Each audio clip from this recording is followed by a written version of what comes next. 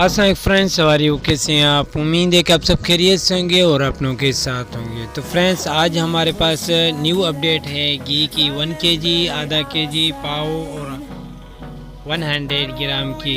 तो फ्रेंड्स, इस वक्त जो 1 kg और आधा kg है, दोनों की सेमी प्राइस है 6200 रुपीज़ है। और इसके बाद जो हमारे पास 250 ग्राम है 1 पाव है, उसकी प्राइस इस वक्त चल रही है 4600 रुपीज़, 4600 रुपये। इसमें 48 पीसीज होते हैं, 48 पीसीज होते हैं। और इसके बाद हमारे पास 100 ग्राम है जिसमें 60 पीसीज हैं, 60 पीसीज हैं। उसकी इस वक्त प्राइस चल रही है 2400। तो फ्रेंड्स, ये इसकी प्राइस आज ही की है, टुडे की है। तो फ्रेंड्स, इसकी जो कंफर्म प्राइस हमारे पास आएगी वो भी आपको न्यू अपडेट आ सकता है। मज़ीद वीडियो देखने के लिए हमारे चैनल का विजिट कीजिए और डेली प्रेस अपडेट के लिए लाइक और सब्सक्राइब बेल आइकन जरूर प्रेस करें, बेल आइकन ताकि जो न्यू वीडियो में